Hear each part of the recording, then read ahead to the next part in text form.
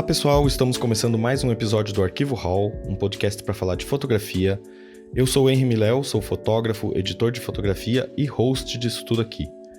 E esse era para ser o episódio de número 21 e também o primeiro da quinta temporada do Arquivo Hall, mas algumas coisas aconteceram.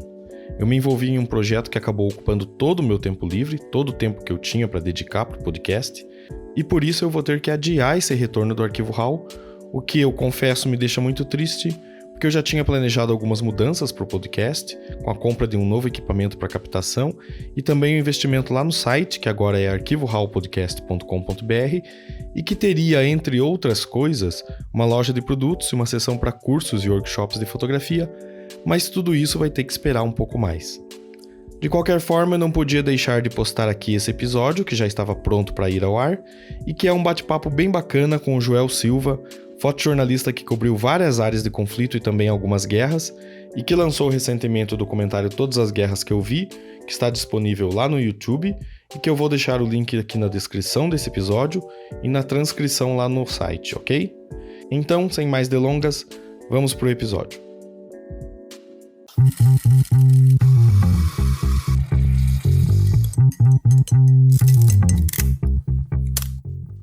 Então, pessoal, como eu falei, a gente vai falar sobre fotografia de conflito, fotojornalismo em cobertura de áreas de conflito ou em situações de conflito. E eu trouxe para conversar aqui comigo o Joel Silva, que é um fotógrafo fantástico. Inclusive, eu já queria começar agradecendo ele por ter aceitado o convite para participar aqui. E como de praxe, eu sempre jogo o cara na fogueira, eu vou pedir, Joel, se apresenta aí, diz quem você é, dá a tua carteirada. Oi, pessoal. Obrigado, Henry, pelo convite. É sempre um prazer falar do nosso trabalho. Meu nome é Joel Silva, como o Henry falou, né?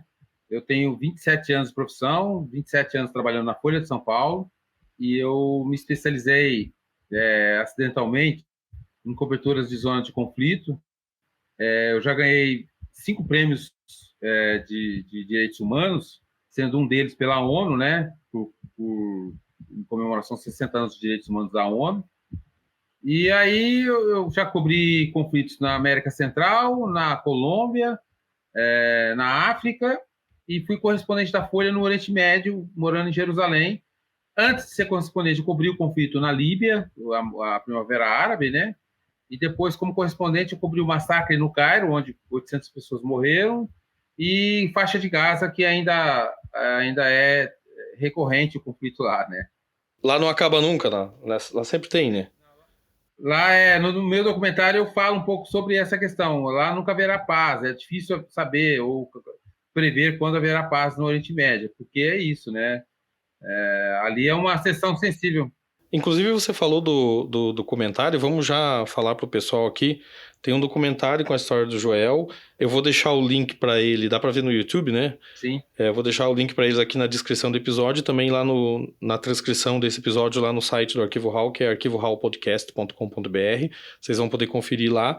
E por favor, depois que vocês assistirem, vocês deixem o joinha lá no YouTube e mandem um comentário dizendo pro Joel o que vocês acharam, entendeu?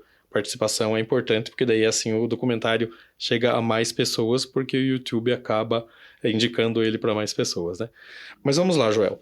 Você disse que você entrou como é que eu vou dizer, nesse nicho de cobertura de conflito quase acidentalmente. Como é esse acidentalmente? Como que alguém chega de forma acidental a cobrir conflito, a cobrir guerras?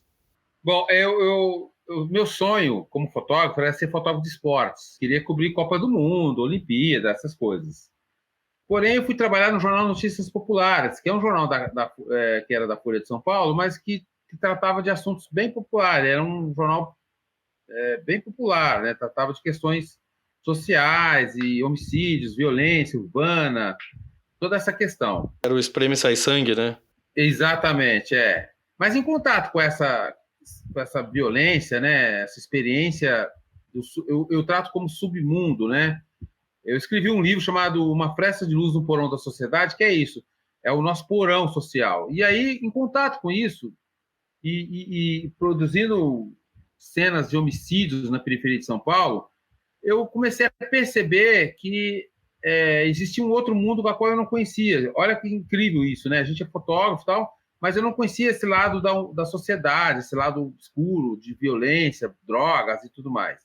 E aí, numa dessas noites, aliás, numa dessas não, a primeira vez que eu fui cobrir um homicídio na periferia de São Paulo, eu me deparei com uma cena, eu falo isso no documentário, inusitada, né? Um jovem esticado no chão, iluminado por lanternas de policiais ali, com a perícia em volta, porque a rua estava sem energia, ou não sei o que aconteceu. Eu identifiquei ali uma cena maravilhosa, no sentido fotográfico, né? De primeira página, aquela coisa que a gente sempre... E aí tinha uma senhora do lado, bem em frente ao corpo, sentada na sarjeta, muito magra, triste, né? Lenço na cabeça. E aí eu fui pesquisar para saber quem era aquela mulher antes de fazer a primeira foto, correndo o risco de perder aquela cena. E eu descobri que era a avó do menino, enfim, aí tem toda uma história que está lá no documentário. E essa senhora, eu acho que é uma daquelas coisas que a gente, como fotógrafo, eu acho que o fotógrafo, ele tem essa questão, né? Ele é um olho do mundo, né? Ele é o olhar do mundo, ele é a janela do mundo, né? Então, e ela me provocou numa questão ética que eu levei ao editor do jornal no dia seguinte, e ele falou: Joel, é para isso que você tem que olhar. E aí eu comecei a trocar porque eu fazia muito futebol, né? Os campos de futebol por homicídios na periferia. E aí um homicídio leva ao outro, porque você tem que ir começando a se aprofundar nas questões que você está trabalhando, né? No final do documentário eu falo sobre isso, né? Você tem que ter um propósito como fotógrafo. E aí eu fui vendo, e aí eu fui descobrindo que a violência vem basicamente das drogas, né? E aí as drogas vêm da Colômbia, aí fui para a Colômbia, acampei com a guerrilha das Farc na Colômbia, e aí uma coisa vai puxando a outra. Quando eu vi, eu estava na Primavera Árabe, no Oriente Médio, porque fui para o Sudão, fui para a África, e aí foi a ideia de lançar o documentário justamente para dar uma linha do tempo disso, né, cronologicamente falando, o porquê que um fotógrafo, muitas vezes, se coloca nesse tipo de cobertura, né? Muitas vezes, olha, eu vou falar uma coisa, você é muito corajoso. Uma das coisas que eu mais sou, medroso. Eu sou muito medroso. Mas a profissão, ela puxa, e aí ela puxando, eu só aceitei, e aí fui fazendo, né? Fui cobrindo, fui correndo, fui me envolvendo com essa questão violência, né? Não só guerra, né? Porque é isso que a gente estava conversando antes. Não é só guerra, é violência urbana, é violência, é a catarse popular, né? Essa coisa, a sociedade em crise, eu acho, né? A nossa sociedade, de modo geral, o mundo em crise, né? Então, isso é o que move o fotógrafo, é isso que traz para o fotógrafo os questionamentos para que ele use a sua câmera para documentar tudo isso. Isso era uma questão que eu ia te perguntar mais para frente, mas já que abriu essa porteira, vamos entrar nela já. Você vê diferença tendo cobrido, tendo trabalhado numa área que você sabe que está acontecendo um bolsão de violência muito grande, assim, não digo, vamos dizer oficialmente, né? Está tendo uma guerra, um conflito declarado, como no Oriente Médio, ou como a guerrilha das Farc, que é algo que está ali e você sabe que aquele local tem aquilo, e uma violência numa cidade tipo São Paulo, por exemplo, que geralmente ela fica mais escondida, mas em pontos específicos ou limitada a momentos específicos espalhados por toda a cidade, assim. Existe uma diferença nos dois tipos de violência, você acha? Sim, total. Primeiro porque a gente, todo conflito tem a sua classificação oficialmente, né? Ó, uma guerra civil é diferente de uma guerra, um conflito civil, não fala-se guerra, né? Fala-se conflito civil, é quando a população se rebela contra o governo e vai tirar o governo. Há uma guerra entre dois países. E aí o conflito urbano é esse conflito que a gente vive cotidianamente, nos morros do Rio de Janeiro, nas periferias de São Paulo. Tem uma diferença no sentido de cobertura, de visão também. Por exemplo, se você for para a região da faixa de Gaza hoje, lá é onde estão acontecendo as coisas. Então, assim, a sua cobertura é focada ali. Ó, eu sei onde estão os tanques, onde estão os tiros, eu me posiciono e documento tudo aquilo. Posso morrer, posso tomar um tiro, mas, enfim, eu estou ali no meio da coisa. Na periferia, na guerra urbana, o conflito ele é pontual e assim, ele não tem a hora para acontecer, não tem momento. Então, identificar isso, trabalhar isso e documentar isso só no pós-morte. Você vai lá, tem um cara morto aqui no chão, a polícia liga, você vai lá e documenta esse cara morto no chão.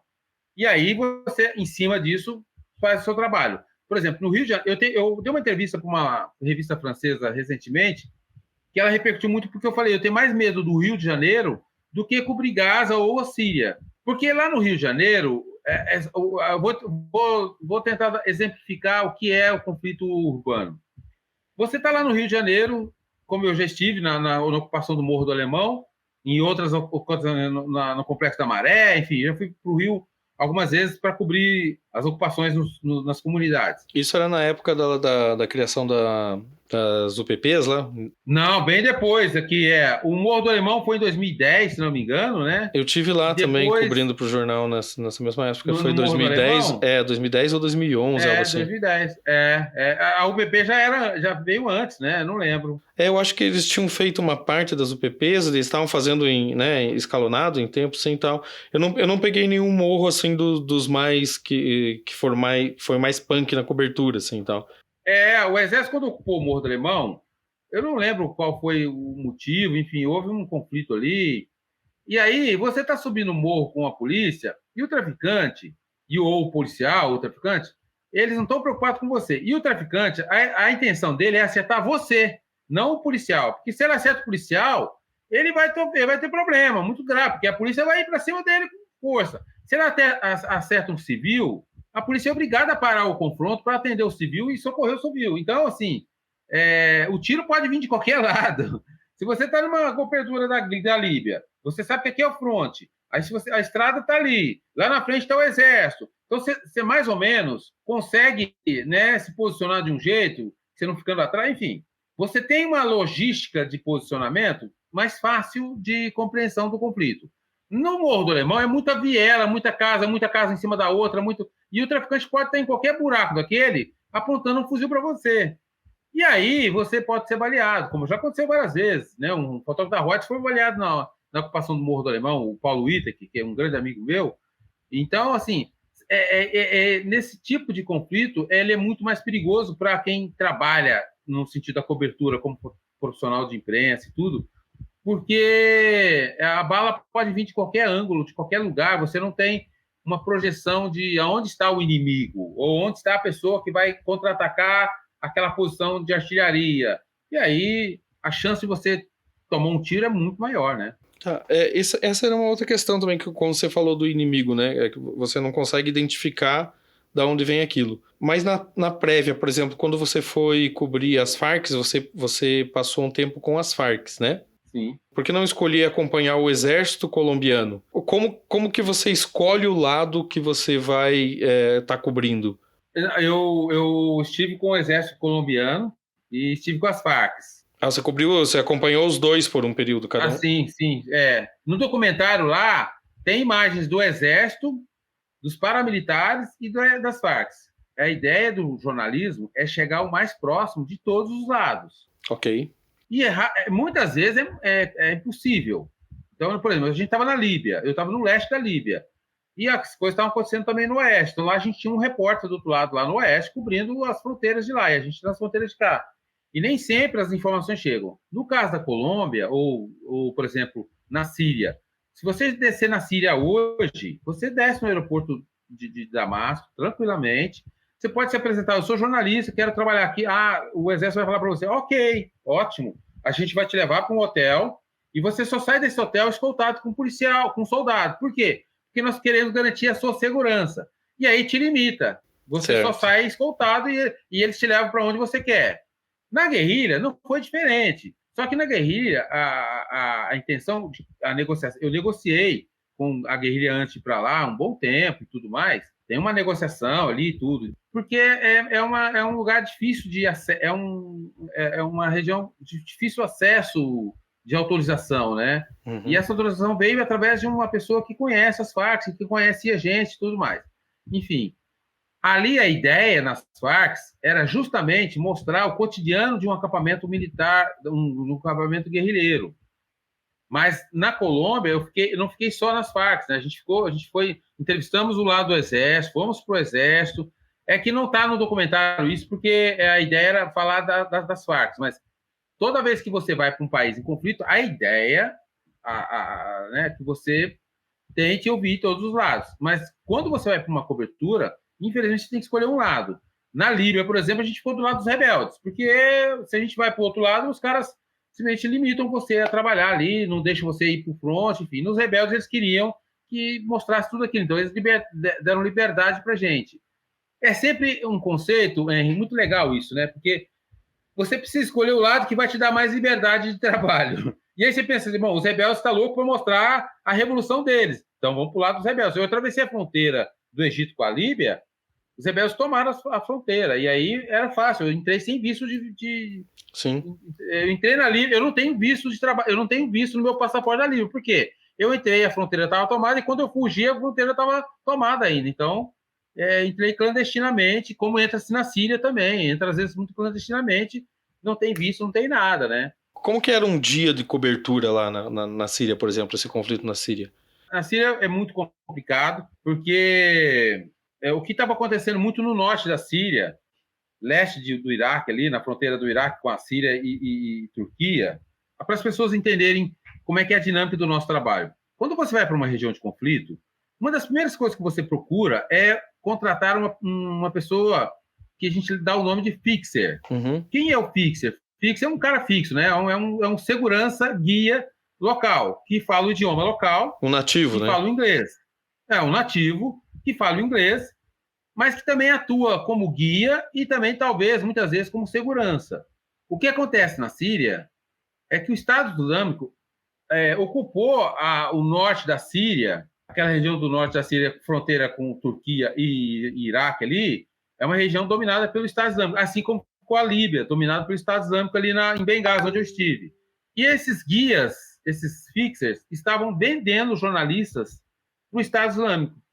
Então, assim, entrar na Síria é muito complicado. Hoje eu não sei mais, mas era muito complicado, porque você pode contratar um fixer e assim que você atravessar a fronteira, que você atravessa a fronteira clandestinamente, né, como eu falei, ele pode te levar para uma estrada e lá você é cercado e levado pelo Estado, como aconteceu com vários jornalistas. Alguns morreram e outros a família teve que vender a casa nos Estados Unidos, $300 mil, $400 mil, para mandar para os caras lá para te libertarem os jornalistas. Então, assim, é uma cobertura de altíssimo risco, né? Então, tanto que as agências tiraram o pessoal da Síria na cobertura e ficou limitada a poucos fotógrafos que ficaram lá e tal. E hoje eu não sei como nem sei como está a Síria hoje. Ainda tem alguns bolsões de conflito de rebeldes contra o governo, mas virou uma farofa, virou uma bagunça, né? Porque tem Estado Islâmico, tem rebelde, tem o exército, aí entra paramilitar, entra mercenários, enfim. E aí, você identificar tudo isso é muito complicado, né? Em Gaza, por exemplo, é a mesma coisa. Você não entra em Gaza agora só por túnel clandestino, né? Mas como que era um dia? Descreva um dia da tua cobertura numa área dessas, assim. Como que era a dinâmica de um dia numa área de conflito? Sim, normalmente você acorda muito cedo, porque você dorme muito pouco. Uma primeira regra, você dorme muito pouco. Quando você faz treinamentos para cobertura de zona de conflito nos exércitos, uma das coisas que eles primeiro fazem com você é fazer você dormir muito pouco, 1, 2 horas por noite. Porque é bomba caindo do seu lado o tempo inteiro, você escuta o bombardeio a noite inteira. Então você acorda muito cedo, 5h30, 6 horas da manhã. Quando tem alguma coisa para você comer, se você está num hotel, que normalmente os hotéis estão tomados pelos rebeldes, enfim, e eles cobram para você estar ali, mas não te dão refeição. Então você tem que buscar refeição na comunidade local, né? Ou com o seu fixer, com alguém que você contratou ali, e ele providencia comida para você. E é comida, um pacote de bolacha, garrafa de água, essas coisas. Você às vezes passa 2, 3 dias com bolacha e água, basicamente, né? Então você acorda e aí você se reúne com esse fixer, ele normalmente vai te encontrar esse horário, né? 6 horas da manhã, 7 horas. Ele já marcou com ele, você já tá, né, acertou com ele o valor, $150 em média por dia, $100 o motorista, contrata um motorista também local, e aí ele te fala, olha, hoje os combates estão acontecendo em Brega. Brega é uma cidade no leste da Líbia, vamos para lá. E aí de manhã, o período da manhã, você vai para o fronte de guerra, que tem um pouco lá no meu documentário. Durante o dia, foram 15 dias assim, durante a manhã, o começo do dia, a gente vai para o fronte. E aí você vai lá para ver o que está acontecendo, fotografar, documentar, entrevistar e tal. E tiros, ou às vezes está tranquilo, não tem nada, é guerra, né? Então, às vezes, o front está lá nervoso. Aí é avião jogando bomba, ou não, às vezes o dia está tranquilo, aí o que você faz? Você sai do fronte de guerra quando está tranquilo, não está acontecendo nada, você fica lá até um tempo, meio-dia, 1 hora da tarde, e depois desse horário é primordial que você visite o quê? Os hospitais. Porque se tem alguma informação precisa que pode chegar, vai chegar pelos rebeldes que foram baleados, estão machucados, e aí que conseguem falar. Mortes, números de mortos naquele dia. E aí você visita os hospitais para fazer uma apuração mais profunda e checar informações que você tirou lá do fronte de guerra, para saber se bate com as informações que os próprios rebeldes estão dando, enfim. Ali porque a informação é um bem precioso numa guerra. Você nunca tem ela assim. Você precisa realmente checar tudo que você ouve, que é muito desencontro, é muita o que chamam de propaganda de guerra, né? Uhum. Eles não podem falar que estão perdendo a guerra, falar, tinham 50 mortos, aí você vai lá no hospital, tem 100 mortos esticados no chão. Fala, mas como assim? Ele falou 50, eu estou vendo 100. Então, o repórter, muitas vezes, tem que apurar com o olho dele, ver, né? Então, à tarde, a gente vai para os hospitais, enfim, para os lugares onde estão recebendo os feridos, e aí, no final da tarde, você retorna para onde você estava, tenta uma conexão, porque uma coisa que é muito comum que as pessoas não sabem, como é que você manda o seu material? Normalmente, o jornalista de combate, de conflito, ele leva um aparelho chamado satelital, é um aparelho de conexão via satélite. Hoje tem o Starlink aí, que é muito fácil, você coloca em cima da caminhonete. Mas no meu caso era um aparelho que você acha o celular, o satélite, conecta com o seu satélite, e aí você consegue fazer ligação de telefone e também fazer transmissão via satélite. Agora, o problema desses aparelhos, todo o governo, todo o país, tem os detectores de sinais de satélite. Então, ele identifica que ali está saindo um ponto de satélite. E aí, o que ele faz? Manda bombas ali, entendeu? Então, a gente também tem que fazer o seguinte, a gente conectava em lugares diferentes e fora do lugar onde você está dormindo, porque a chance de você ser bombardeado à noite é grande. Então tem isso, é tudo uma preocupação, né? A gente fica. Então o nosso dia começa às 6 da manhã e vai até meia-noite, 11 horas da noite, porque você tem que mandar o material daquele dia para o jornal. Às vezes tem um fuso horário, diferença do fuso horário. Tudo você tem que se preocupar, né? Em apurar, fotografar e aí descansar o máximo que você puder descansar, porque é puxada a rotina, né? Até porque a foto boa é a foto que chega no jornal, na agência, né? Exatamente. Às vezes você tem uma excelente. Por exemplo, no dia que eu fotografei uma foto de uma bomba, explodiu bem ao meu lado, assim. Essa foto está no documentário, ela é bem falada, ela saiu no mundo inteiro, foi publicada nos jornais do mundo inteiro, New York Times, enfim. E eu fiz essa foto, era perto do meio-dia, na horário líbio. E aí a gente estava 5 horas à frente do Brasil. Então sei lá, era 11 horas da manhã, desculpa. Era 6 horas da manhã aqui no Brasil. E aí houve não uma discussão, mas né, eu falei, eu vou recuar da estrada, sair um pouco dali, vou retornar um pouco, alguns quilômetros, para eu ter tranquilidade, né, porque estava ali, para eu poder ligar o satelital em cima do carro e transmitir aquela foto. Aí o repórter, não, mas por que você vai mandar essa foto agora? São 6 horas da manhã no Brasil. Eu falei, não, porque eu já vou deixar essa foto no sistema do jornal, porque a hora que o primeiro editor que chegar lá, ele vai ver essa foto e vai publicar, já vai avisar. Então é isso. Foto boa é que está publicada no jornal. A gente tem que se preocupar até com isso, né? Exato. Aliás, essa história da bomba eu tinha visto. Inclusive, se você quiser me ceder a foto, ou, sei lá, tá lá no teu Instagram, eu vou publicar lá no Instagram do podcast. Quem quiser dar uma olhada lá nesse material aí que eu... Pode, fica à vontade. Você consegue puxar lá no Instagram, né? Consigo. Eu faço um print lá e reposto. O meu Instagram tem várias fotos de várias coberturas, tanto da Líbia, como do Oriente Médio, como das Farc, enfim. E aí você pode puxar e fazer uma galeriazinha lá. Beleza, valeu mesmo. Eu ia te perguntar sobre essa questão da bomba aí, né? Essa foto da bomba que explodiu muito próximo de você. Teve algum momento, em algum conflito, que você pensou, agora eu fui longe demais, ou Tipo, agora já era, sabe? Uma sensação, como você disse que você tem sempre medo, e eu acho que na verdade não é errado ter medo, porque o medo é um instinto de autopreservação. Ele na verdade nos ajuda, você só tem que saber como controlar ele para você poder fazer o teu trabalho, né? Mas teve algum momento que você pensou, agora ferrou? Retornando ao medo, eu acho primordial isso que você disse, que é verdade. Você não pode deixar o medo te fazer ficar em desespero. O desespero te mata, entendeu? Se eu entrar em desespero em qualquer situação, ele vai te matar. Mas ter medo é fácil. Não, tive várias vezes, né? Em várias situações. Eu tomei um tiro de raspão na cabeça no Cairo, teve essa bomba que explodiu ao meu lado. Eu fiquei 18 horas numa van fugindo da Líbia para o Egito, fugindo de ser emboscado por rebeldes que queriam matar jornalistas. Aí é um momento muito longo de tensão, né? Porque você fica 18 horas achando que os caras estão atrás da van de madrugada no meio do deserto, sabe assim? Uhum. E, assim, eu falo também lá no documentário, a partir do momento que você atravessa essa fronteira, você não tem mais domínio, você não tem mais controle sobre a sua vida. Então, assim, cabe a gente a calcular os riscos, fazer o trabalho e, assim que achar que deve, sair do local o mais rápido possível, né? Então, algumas vezes eu tive essa sensação de que não voltaria. Como colegas meus não voltaram, né? Então, é sempre um risco. E aí você tem que ter essa consciência, né? A partir do momento que você atravessa a fronteira, você não tem mais o controle da sua vida. E isso é fato. Então, se você tiver a chance de poder fugir, como foi o meu caso, eu fui alertado pelo meu fixer, Joel, foge do hotel agora, vai para o Cairo, que o pessoal vai te pegar para matar vocês. E mataram o cinegrafista da Al Jazeera e mataram o fotógrafo da Getty Image, o Chris Ondos, que inclusive virou um documentário também, a vida dele. Sim, tem na Netflix, né?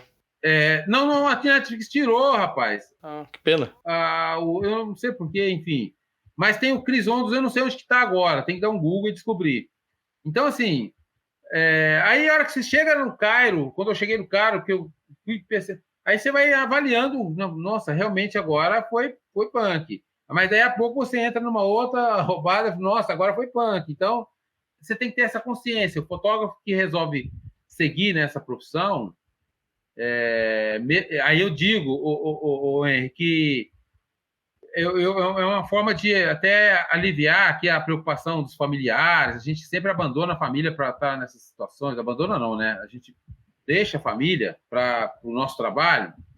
Mas eu já vi colegas morrerem em situações tranquilas de uma manifestação de rua.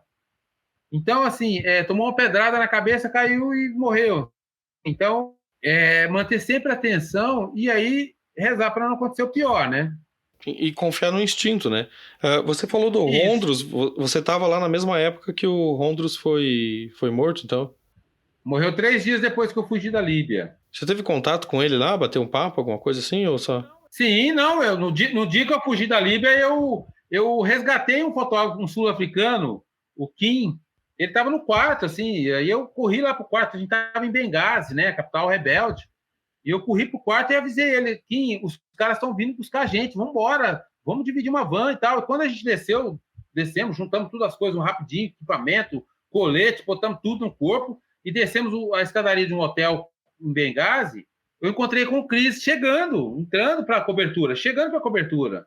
E aí, eu falei, cara, nós estamos fugindo porque a situação está perigosa e tal. Você não vai? Ele falou, não, eu acabei de chegar, enfim, estava para Laguete, né? E aí eu lembro que eu só tive essa cara, falei, esse cara é louco, eu tô indo embora, né? E aí, esse foi um momento de desespero meu, porque eu tenho filhos, né? E aí, quando eu fui alertado de que a gente ia ser morto, aí bateu esse desespero, aí eu entrei, aí eu não sabia se eu estava muito desesperado ou se ele estava muito calmo. Um dos dois estava errado. Então, mas aí eu falei assim, bom, cara, paguei $800 para uma van me tirar do país ali, de noite, no escuro do deserto, e aí cercaram o cara da Al Jazeera, o carro da Al Jazeera que estava atrás da gente com tiros, e aí a gente viu isso pelo retrovisor, né? E aí isso tudo tá um desespero. E aí eu fui falando, não, eu tô certo, né, cara? O cara ficou lá no hotel, será que ele tá bem? Será que tá... E aí, 3 dias depois que eu tava no Cairo, eu recebo a notícia de que ele tinha sido morto.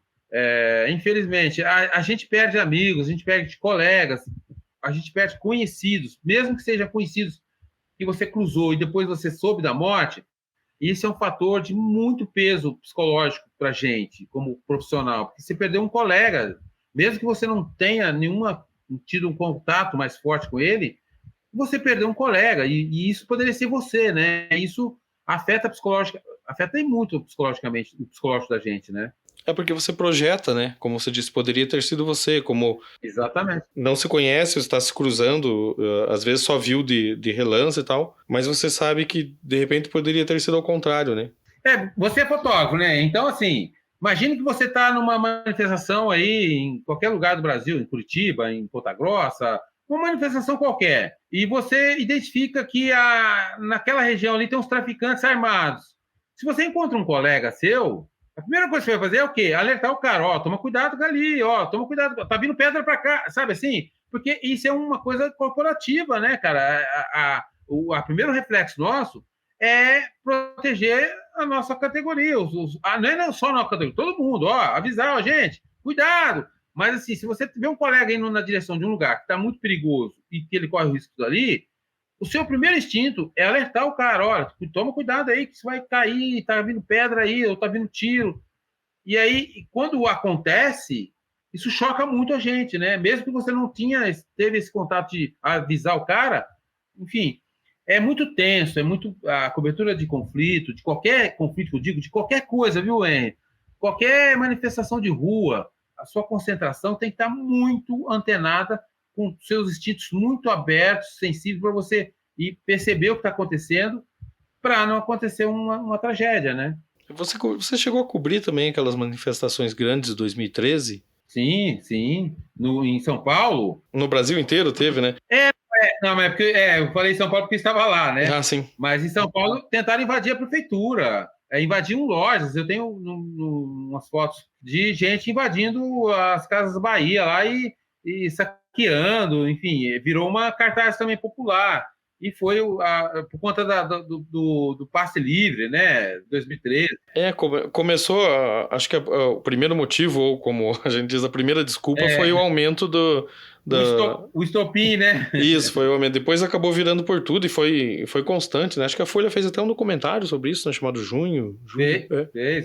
Uma jornalista nossa tomou um tiro de borracha no olho. Isso. Teve um fotógrafo que perdeu um olho também, enfim. É sempre tenso, né? Assim, eu estava comentando hoje uma coisa bacana que me perguntaram, eu dei uma entrevista hoje, e aí me perguntaram por que eu fiz o documentário. Qual foi o motivo de fazer o documentário. Eu acho que a primeira coisa, e eu acho legal falar isso para vocês aí, para vocês entenderem, é que assim, quando você está assistindo a televisão, ou está lendo um jornal, ou está vendo um site de notícias de uma região em conflito, eu acho que as pessoas em comum, as pessoas, né, que não são da nossa profissão, não sei se elas têm a percepção de que para aquela imagem estar ali na televisão, aquela foto estar ali no jornal ou no site de notícias, tem uma pessoa com família ali para documentar, que tem família, que está colocando a vida em risco para que aquela informação chegue até ela e da maneira mais fiel possível. Então, muita gente está colocando, o soldado é a obrigação dele estar na guerra. O socorrista é a obrigação dele estar lá na guerra, né? Agora, se não tivesse o instinto dos jornalistas de estarem nessas regiões para poder colocar essas informações para o mundo, as pessoas acho que não têm muito noção. Eu acho que o documentário é um pouco para isso, para ele mostrar o lado humano do jornalista, do fotógrafo, do repórter, o lado humano dele. Ele é uma pessoa que está ali para tentar fazer chegar até ele uma informação. E isso muitas vezes não fica explícito, né? Você vê um noticiário na televisão, mas você não sabe que tem um cinegrafista ali filmando aquela bomba explodindo na frente dele, né?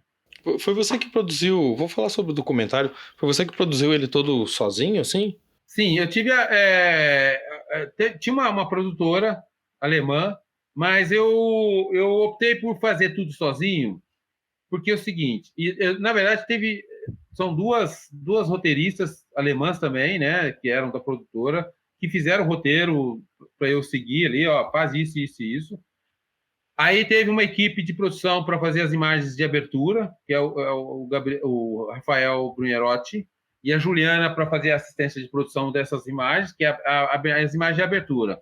E as imagens do final fui eu que produzi também, porque uma coisa que é legal, que eu gostaria de deixar... Por que foi eu que produzi e eu fiz tudo?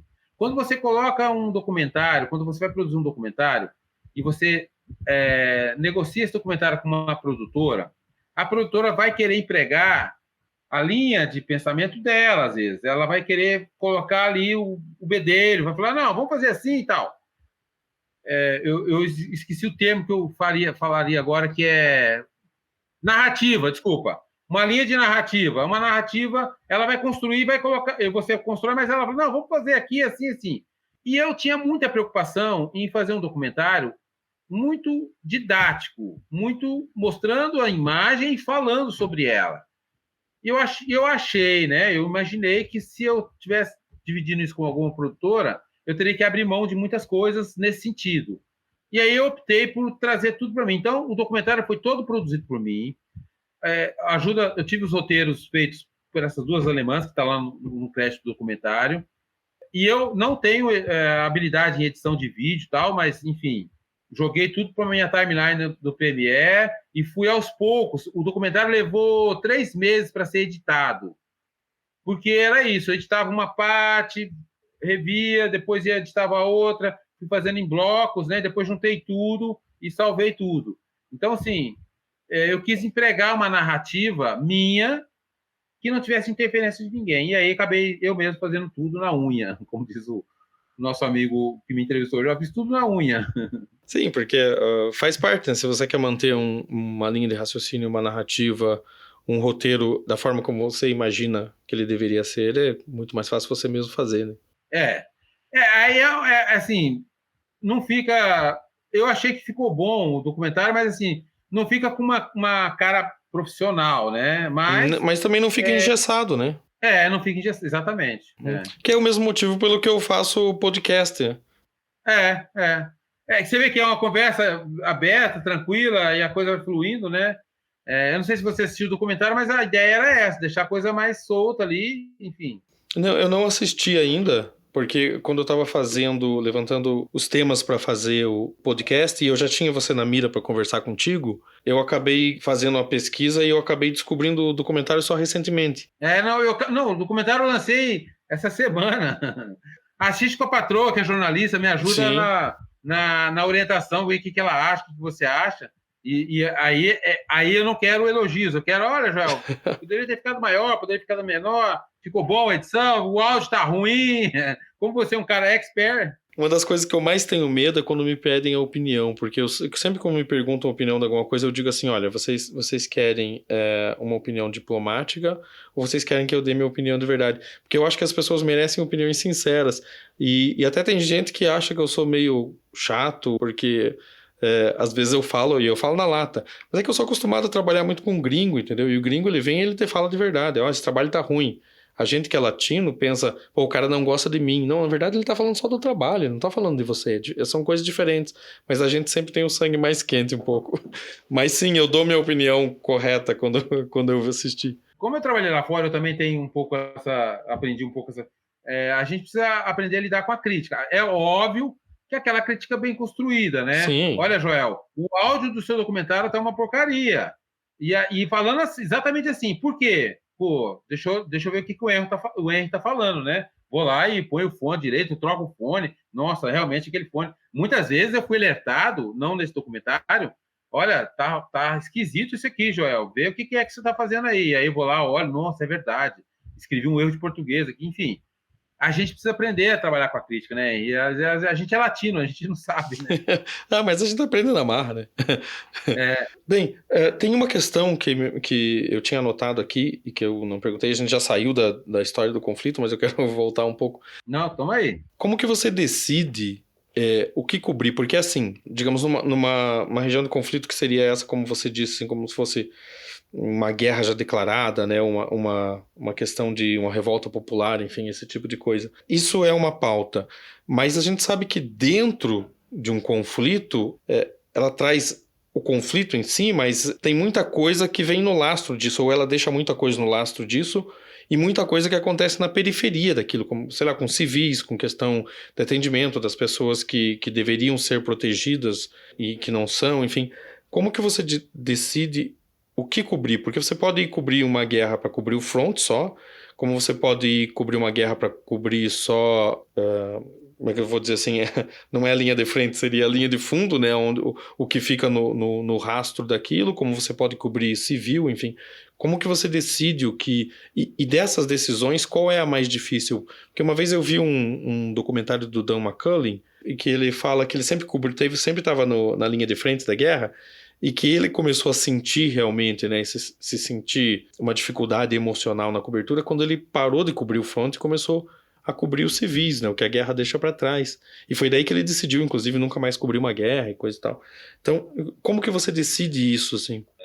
São decisões sensíveis. Por exemplo, entre uma foto de um rebelde chegando ferido no hospital e a foto de uma bomba explodindo, qual teria mais efeito profissional? Qual te daria mais status profissional? A do fronte de guerra, né? Uhum. Mas qual seria mais importante, né? A mais importante é você mostrar o efeito que a guerra está causando na população local. Isso é o mais importante. Só que isso não dá muito ibope, porque esteticamente a foto de uma bomba explodindo é mais bonita do que esteticamente, tá? Claro, sim. Você vai ver meu documentário e dizer, não, esteticamente a foto do corpo no chão era linda. Mas aí é onde que eu fui puxado para entender por que o corpo estava caído no chão. Então, quando você está numa guerra, a gente tenta fazer as duas coisas, como você falou. Qual era a rotina na Líbia? A rotina na Líbia era aí, vai para o front, no período da manhã, mas pode ser que de manhã não acontecesse nada, como já aconteceu. Estava com um fotógrafo da Reuters, o Goran Tomasevic, que é um excelente fotógrafo da Reuters, que quando eu fiz a foto da bomba, ele não fez. Porque ele estava em outro lugar, eu estava em outro. Então, assim, e a foto da bomba correu o mundo. E o Goran é um excelente fotógrafo. Então, tinha dia de manhã que eu estava no front e ele estava no hospital. E aí, à tarde, ele ia para o front e eu ia para o hospital. Assim, não dá para escolher. Mas a gente tentar fazer uma cobertura bem dinâmica nesse sentido. Vamos tentar buscar ver como é que está o front. Tá calmo, corremos para o hospital. Lá no hospital, ou corremos para a região onde foi bombardeado, como em Gaza, enfim. Caiu uma bomba, porque você fica sabendo, estão bombardeando norte de Gaza. Aí você pega o carro, corre para lá, como aconteceu, o carro passou por nós, pela estrada, a 200 metros, uma bomba caiu no carro, matou a família inteira. Então, assim, o que é mais importante, R, numa cobertura de um modo geral? Você mostrar a ação do fronte de guerra ou mostrar o efeito que esse factualzão está acontecendo lá, acontece lá. Bombardeios, enfim, civis mortos, famílias mortas, o massacre no Cairo, por exemplo. Massacre no Cairo, 800 mortos numa mesquita só. Então, assim, e aí você... e no massacre no Cairo, eu acho que eu vou resumir bem a sua pergunta, assim, ó. Eu tinha duas opções de foto no massacre lá no Cairo que eu mandei para a Folha. Uma foto mais aberta, mostrando os corpos dos parentes no chão e a mulher e um homem e uma criança chorando. Ou uma foto mais fechadinha, que também está lá, da mulher chorando, caindo uma lágrima, mais fechada. Qual foto tem mais impacto para eu mostrar para o mundo a tragédia que foi aquilo? A da mulher chorando, que tanto que foi publicada na Folha. Uma foto linda da mulher dando... E eu falo isso no documentário, o grito de dor dela furava meus ouvidos, cara. E aí eu tentava transmitir isso na fotografia. Então, assim, muitas vezes, o impacto da guerra na população é o mais importante numa cobertura de guerra. Bem, para finalizar, o que tempo cobrindo esse tipo de situação deixa no fotógrafo? Porque a gente sabe que tem questões de trauma, enfim, é claro, depende de cada um lida de uma forma diferente. Mas o que isso deixou para você? Eu tenho duas frases que eu falo no documentário. Eu não sei se posso dar spoiler, mas eu vou dar. E eu acho que todos os fotógrafos que já tiverem em zona de conflito, de alguma maneira, ficam com alguma sequela emocional. Mesmo que seja um conflito só que ele cobriu, ele volta. Eu tenho o meu estresse pós-traumático. Às vezes eu acordo de madrugada achando que eu estou na Líbia, no deserto, explodindo minha casa. Eu acho que minha esposa está morta do lado, entende?